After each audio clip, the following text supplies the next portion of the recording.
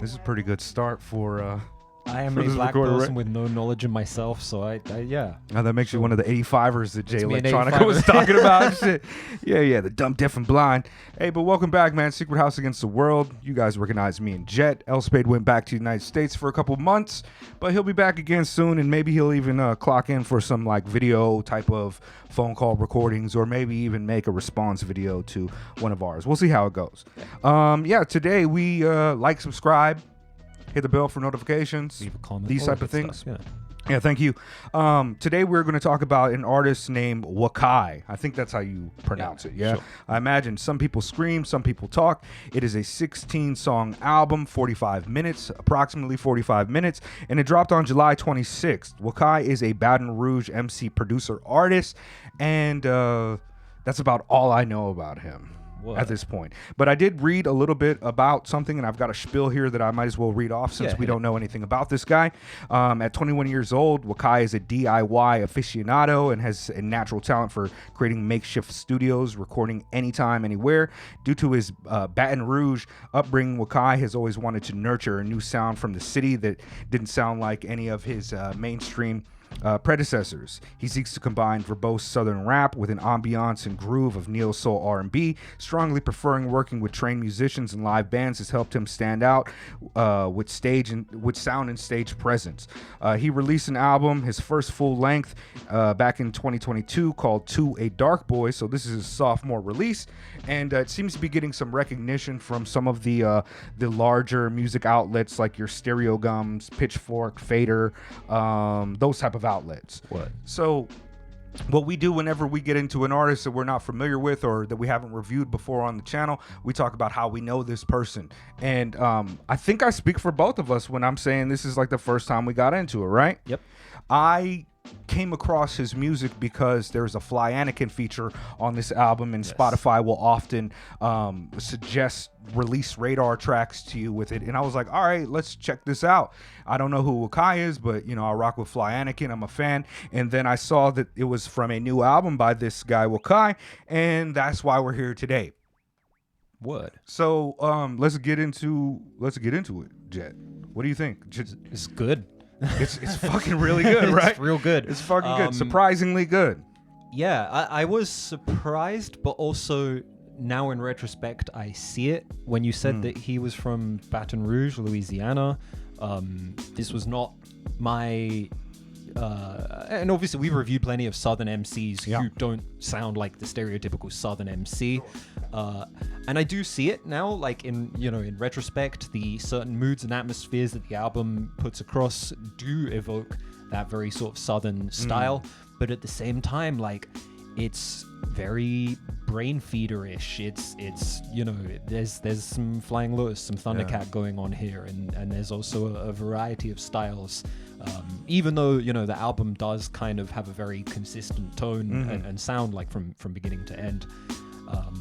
But I really enjoy this album. I also as I went into it, I was a little bit expecting your kind of Earl, Mike, Mavi type of vibes, which is kind of they've cultivated such a sound, and so many people are kind of not aping or emulating it, but making similar sounding music. So it's almost tropish at a time. And I was kind of expecting to come across this album and be like, it's probably going to be like that. But it's very much not that. It's a different. It is a deep Southern vibe, and it's not really attached to any of the popular tropes that have been present in mainstream Southern hip hop culture. First off, he's a lyricist. Yes. Not to say that the South doesn't have lyricists. We've had that since the dawn of them making hip hop music. But it kind of reminds me of an Isaiah Rashad, Sylvia demo. This kind of warm, smooth molasses, but emphasis on straightforward poetic lyricism, strong use of metaphors and other poetic devices.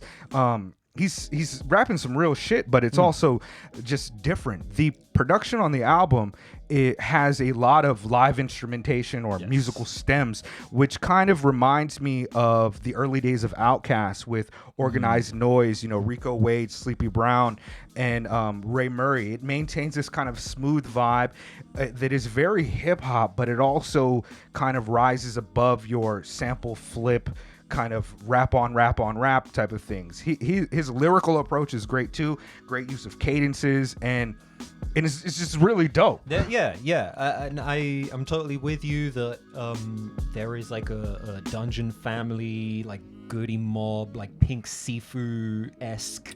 Yeah, like that B Kool-Aid kind of cool Southern vibe. Like smoky and hazy. Yeah. It's got a warmth to it. But mostly, it's unfortunate that Spade isn't here with us because he would have definitely loved this one. I think he would.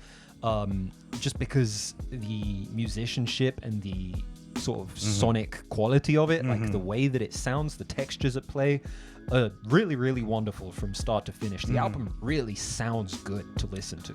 Yeah, and you know, he's one of the things that I found most impressive about this that I kind of didn't pick up until my second listen is like kind of the character, the person who Wakai is.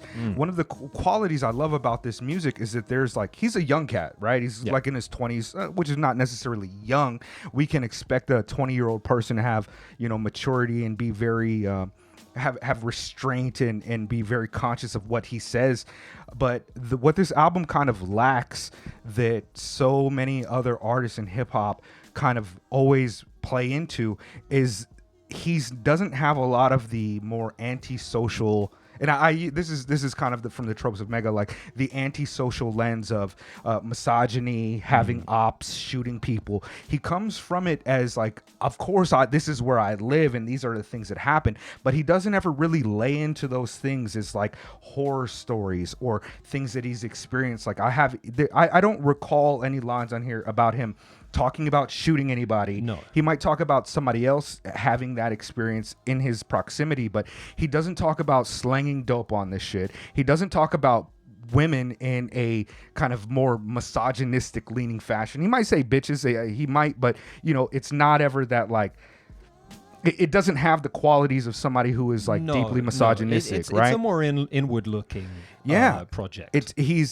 And like, you know, so much of rap music is focused on the street being the ground and guarantee of authenticity.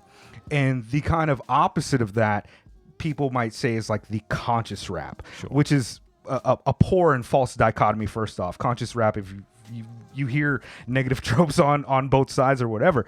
But to me, this is like something else. This is a really genuine, authentic expression of a person who is capable of rapping his ass off, but it just lacks a lot of that shit. Like, this is a music that you could play around your grandmother and she'd be like, okay, this is not or some old head. And it's not like, while he's not straying from like partying and having a good time or kicking with the homies or smoking a little tree, he's not really giving you a lot of the things that you get from a lot of popular rap. Even on like a Kendrick or a Baby Keem record, it's different. Yes.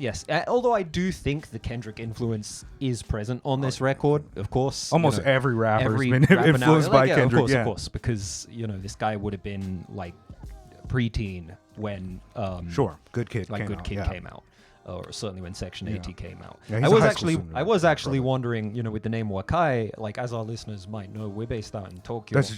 And the word means young, Wakai means young in Japanese. I don't know if that's just his name, or if he's gotten that from somewhere else. I didn't do the research. Or if it doesn't have Japanese roots at all. Exactly. It could just be something completely unrelated. No, of course. But I did find that interesting as well, that like, you know, you can hear that youth on this record. Although it doesn't come across as like inexperienced or even like particularly exuberant. It's just kind of... It's quite wise, actually. Yeah. There's a wisdom there. But it's also like every now and then you meet like a really young cat and you're like, man, this kid's smart. Like this kid's he's got his head on right. He's got his head on right. Yeah. And it's not even an album that you listen to and it's like, this kid's got his head on right. No. But if you think about the type of approach that he's doing, it very much is that. And like I didn't even pick up on it at first. All of a sudden I was just like, this fool is just like going off left and right. Extremely dope cadences, the way he flips things, the variety of production, the kind of poetic lines that he has so many good dope lines, but he's not a rapper that's like, damn, he's barring out. No. He's like a rapper that's like damn, he really put that shit together amazing. I was like kind of blown away by this project, just not expecting to have the experience, but it does remind me a lot of Isaiah Rashad's Sylvia demo, because I got kind of the same vibe. I'm like, yo, like, I not to say like the South is back, but it was refreshing and such a different, unique vibe from, if you look at any of the albums that were reviewed this year, the one that this is probably closest to is like Be Kool-Aid. Yeah. Right? And it's so tremendously different. This is like a rap album. Like the features on here are rapping their asses off. Albums that I would liken this to that we've spoken about this year have been albums that I've really, really loved as well. There's a bit of The Live in there. Okay. True that. There's a bit of the Ice Cold Bishop in there. There's another album that is definitely one of my top 10s of the year. Even the Noname, which was our previous review. The approach to the instrumentation and the moods and tones that have been put across were quite evocative of the Noname as well. I generally speaking, I feel overwhelmingly positive about this record. The only thing I would probably say is like the whole album is very kind of mid-tempo and kind of follows like a single groove for like 45 minutes. I would have liked to have seen like a little bit more like instability on the record. I think Wakai certainly set out to make an album and make something very cohesive, and he's been very successful in that respect. Something a little bit more immediate or a little more urgent sounding, just to kind of break up the flow a little bit, I think would have done this album really, really well. But that's kind of a personal opinion as opposed to like a direct criticism of the record for me. Yeah, I don't know. I didn't listen to this album on headphones. I listened to this album on the house speakers, bumping it as I was doing things and listening. And I kind of just like, it was over fast for me, but I kept on finding tracks. Like as it played on, I would find a song that would be like, oh, okay, that one, he got a weird cadence, or the way he put that shit together. Like on Sweet Tea with Kay Lachey, produced by SLD, maybe it's a dollar symbol LD, but the way that they kind of double up on the chorus and it kind of goes like a jazzy singing focus, I was like, oh, that's fucking ill. Rewinded so many times. On 05 Honda, which is with Malik Elijah, who's super dope on this too. I fucking found myself like, it's a dope song. And this is another thing that it's missing from like mainstream hip hop tropes. He's not projecting any type of like opulence or having money or any of those type of things. Like there's literally a song on here called 05 Honda where he's talking about just having a lemon, like riding a hoopty. And it's so dope. Like, hit me when you're ready, not a box Chevy, said we are, but said we bought a levy bumping Pac, heavy in the game. If you're ready or not, the plot change.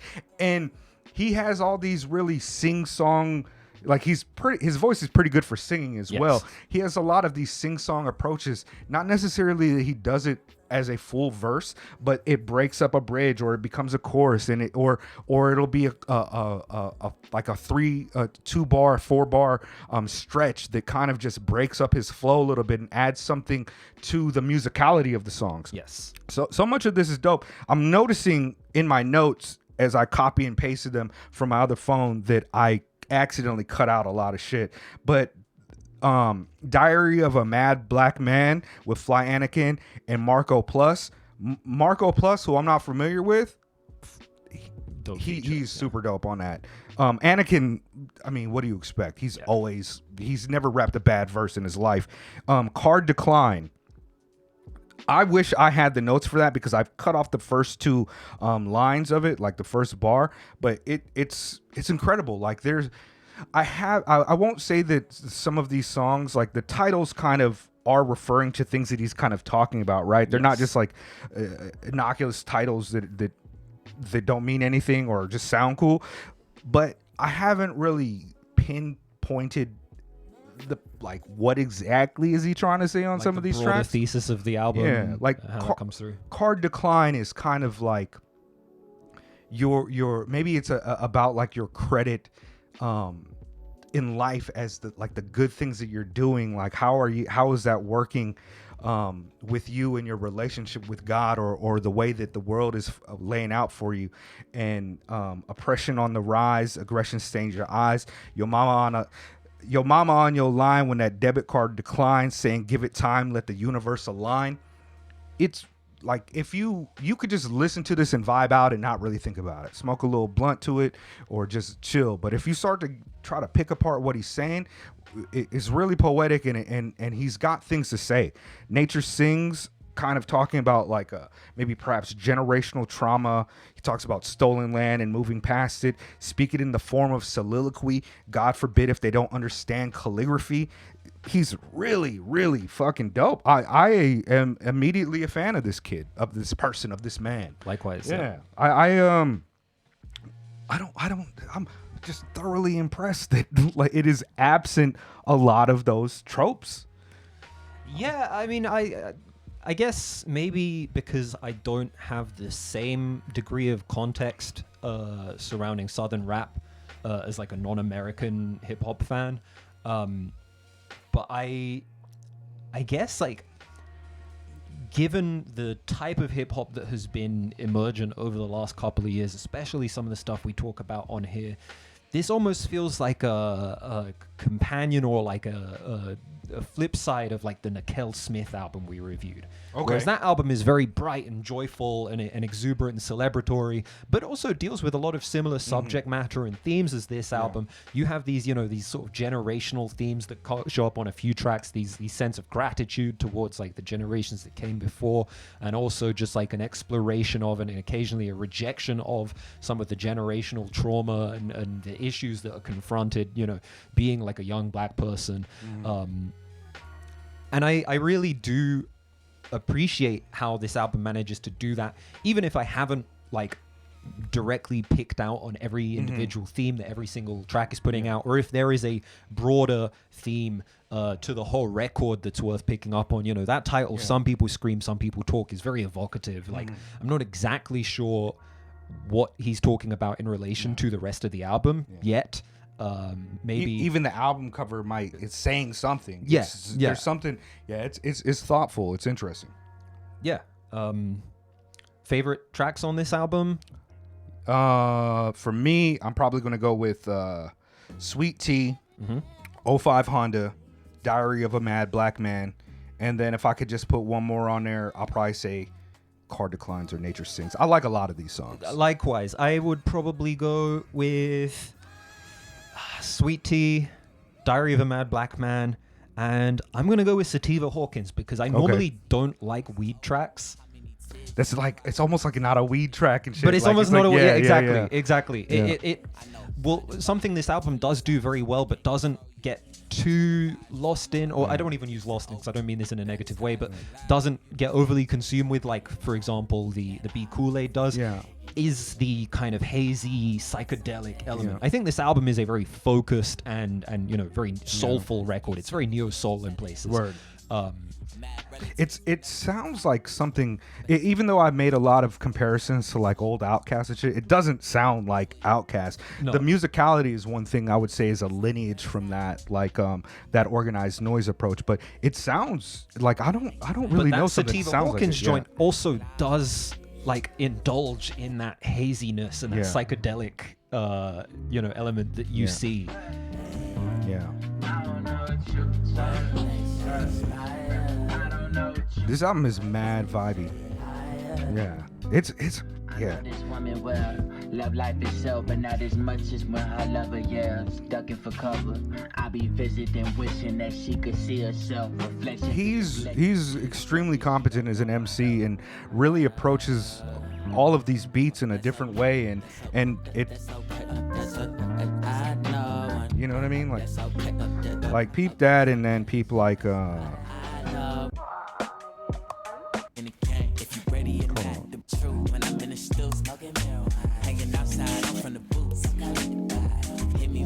The chords on this album are great as well. Heavy in the can. If you ready or not, the plot change. They ready to fly stage. You feeling that shit strange. You say, I battle with you. I didn't take any notes on who produced all of these joints, man.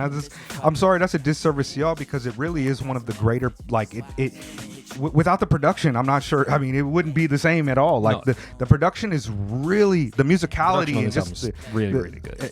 It's a incredible combination of beats and rhymes and just thoughtfulness on both sides to the approach. This is a great album. I would not be surprised if this ends up on my top 10 of the year because the more I listen to it, the more it grows on me, the more I I'm a little worried that some of us are going to be sharing a lot of records on our perhaps end of years list I, this I, year. We're all going to have the damn Noname on it. I was even going to suggest just not including the Noname on the list because we're probably all going to include it. But yeah, really, I mean, personal and well put together record. And there's some good albums still coming out this year. The so new much good Open shit Mike Eagle is dropping. The new Arm & Hammer is dropping. Man. Like at first I feel like the year started off a little bit slow, but man, we really starting to pick up. I want to go ahead and give a shout out to our guy at Caltrops Press. If you guys are interested in phenomenal writing, especially that in the form of something more academic towards the analysis of hip-hop music, especially those artists who are avant-garde, experimental, thoughtful artists, I definitely recommend going to check out Caltrops Press. Go ahead and check out the link in the bio. Let us know what you think about it. Support our guy. It's some of the best writing that I've really ever seen about hip-hop. It is something else. And thanks for all the new subscribers. Please, if you're just here for the first time, hit the like, subscribe, share. Maybe give us a little shout out or something like that. And consider joining our Patreon. We get stronger every day. And yeah. I just pulled up the list. There's a bunch of producers on here, so I want to give a quick shout out to Styles Davis, hard name. CD, that is hard. SLD, $S, Stock versus Ramraz, Ewani, I don't know how you pronounce that, my apologies. Yogke, EPT, Pilot Kid. Some really, really great production on here. And the number of producers on here also surprises me because this is a very cohesive as shit. I'm surprised to see all those things, but man. Feeling like I'm fit, but I'm not a thug. Giving love, tell me what it is. That you testify when you're next to die. Oppression on the rise, aggression stain on your eyes. Also Kurti Pandy, who is executive producer and producer on this record. Yeah, man, Secret House. Shouts out to our patrons. Tell them bring that sound right back.